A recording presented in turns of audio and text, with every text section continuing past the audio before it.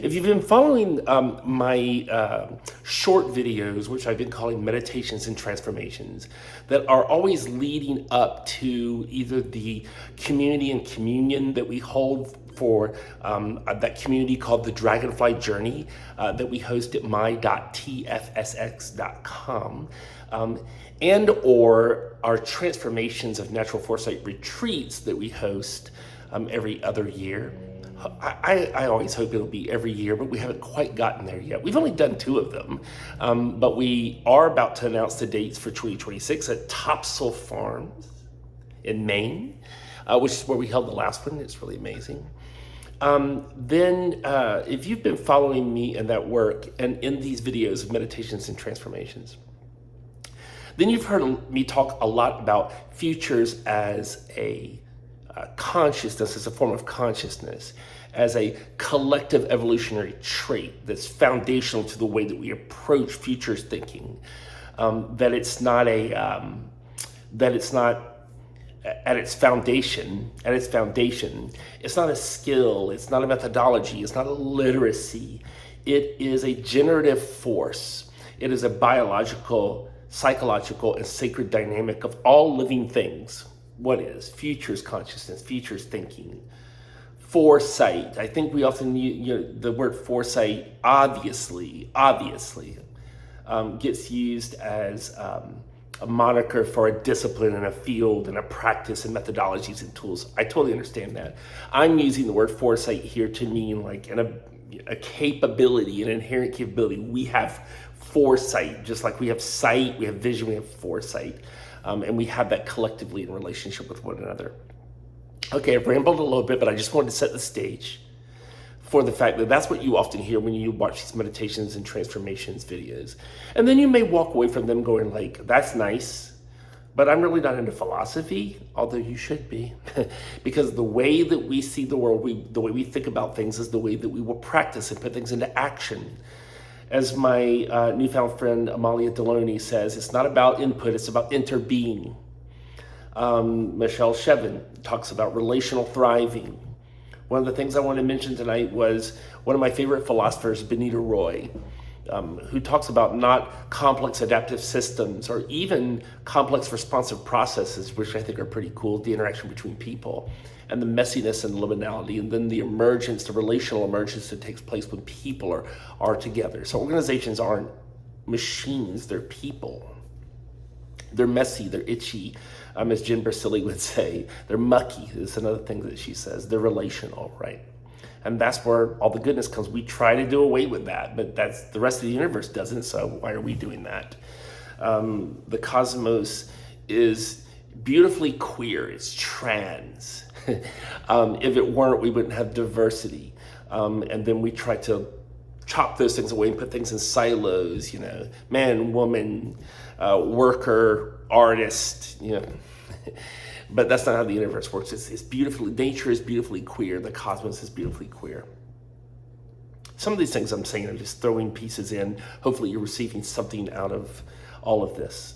So here's what I was trying to say. You watch these videos, you get that philosophy, and then you say, how do I apply this to organizations that want to use foresight? Because I want them to use foresight. I want them to be thinking about the future more intentionally. And the way that they want to do that, because organizations today are on a corporate systemic track where they need to have infinite growth, and they need to make more money every quarter over quarter, and they're looking for ROI and KPIs and OKRs and strategy, and they want to be able to say that we got our ducks in a row, and extractive, exploitative, consumptive, all of that stuff is just part and parcel.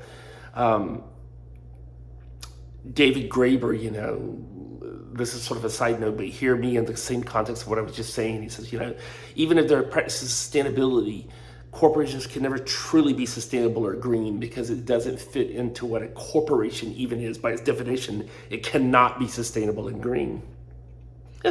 That's troubling. And that makes foresight really hard to do inside of modern organizations.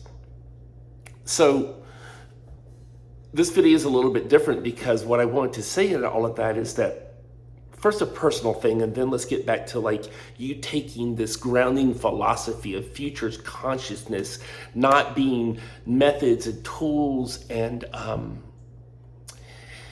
literacies and skills, but it's foundational, it's biological, it's psychological, sacred dynamic of all living things. How do you translate that into organizations so that our organizations can be a part of that biological, psychological, sacred dynamic of all living things?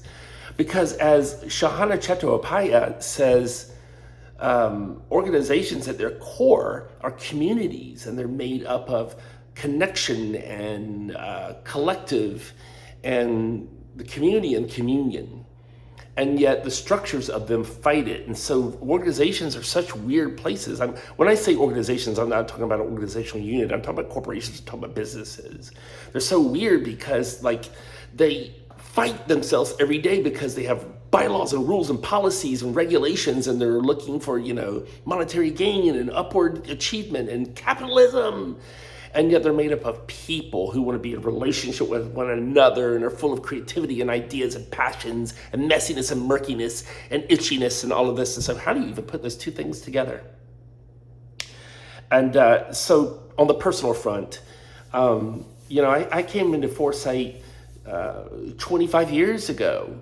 And I've worked for some of the largest companies in the world, the Lego company and the Walt Disney company and Procter & Gamble. And I mean, just the list goes on, your General Mills. And we've done amazing work with all those organizations, multi-year work with all those organizations. The Walt Disney company, 5, 6, 7 years that we built a futures team around the world. 3.5 years with General Mills, building across different business units and multiple scenario projects. And the same with Procter & Gamble and Lego, just was more like, in and out, hits about different pieces of futures work.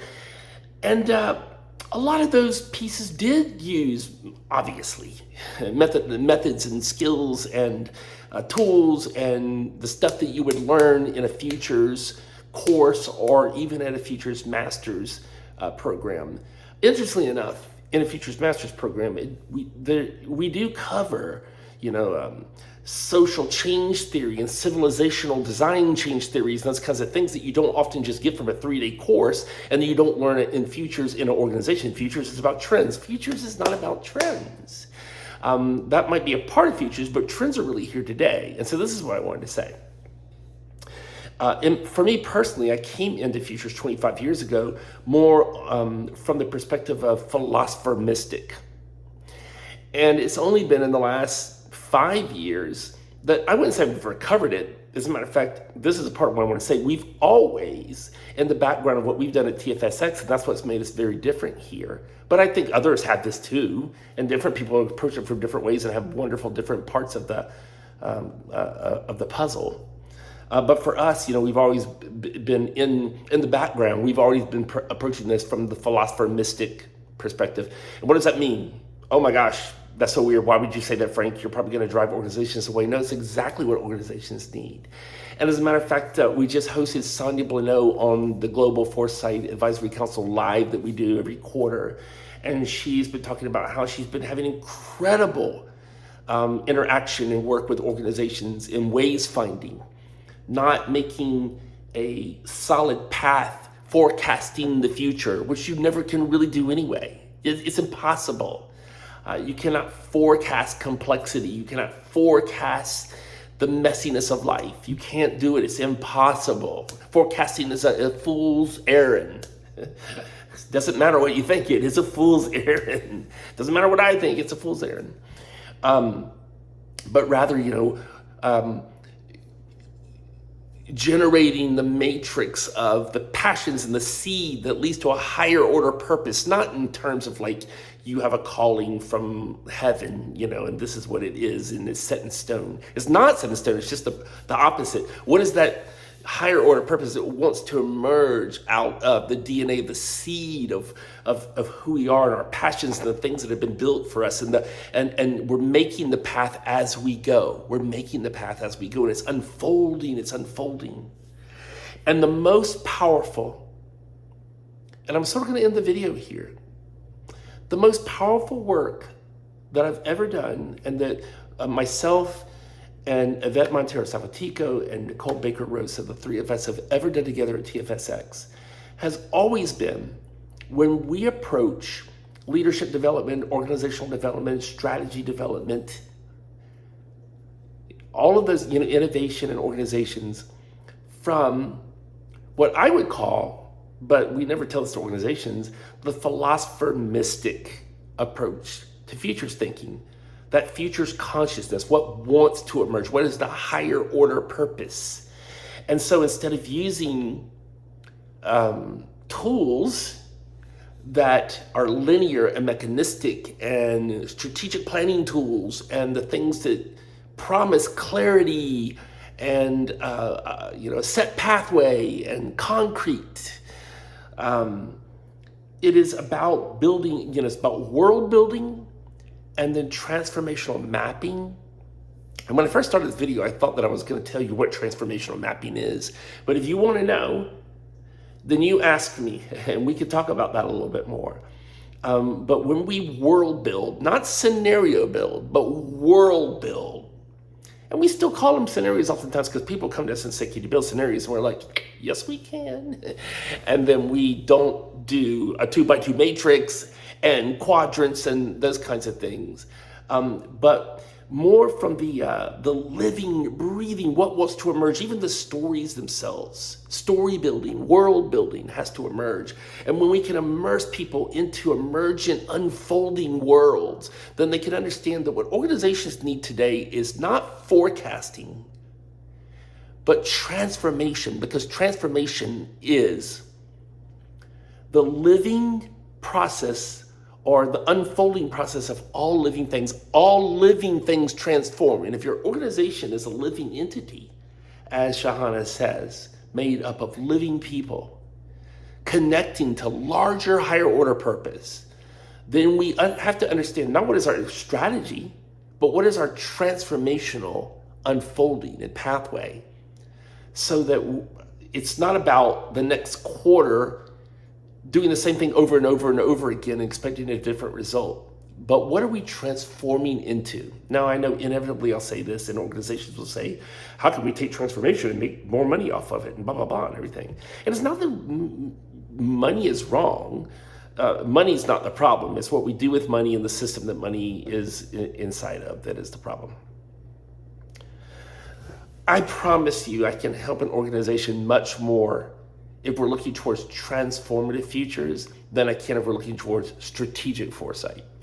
And that's why with these organizations that I mentioned before and so many others, the most powerful outcomes that we've ever had were outcomes that involved transformational mapping, higher order purposes, growing, repeating, sharing, transforming, and then realizing what that transformational emergent pathway looks like for an organization that they've never tapped into before because they've always been in the guardrails, the bumper rails on the bowling alley where the ball can never go in the gutter, and then also never has a powerful outcome. That's really all I wanted to say from this. I really believe that all of this meditations and transformations is applicable because it's what Benita Roy says. We have to dream ourselves awake, not plan ourselves for success, but dream ourselves awake. And the organizations of the next 10 and 20 years that are going to be the most successful, and I think there's better words than that, but I'll use that word, successful, are going to be the ones who dream themselves awake into new transformative realities, not those who continue to try to do the same thing over and over again. And smart leaders will be the ones who are tapping into the philosopher mystic. They don't have to call it that. You might not like those words, but it is what it is. It's that better grounded foundation of what it means to really dream ourselves awake and to tap into the awe, the wonder, and the enchantment of living, of life, of living realities. And it doesn't matter what your organization does or what you're trying to produce or what you're trying to do for the world, you should be transformative. And a lot of the tools in foresight lead us to linear mechanistic outcomes. And so we need to world build emergently and map transformatively.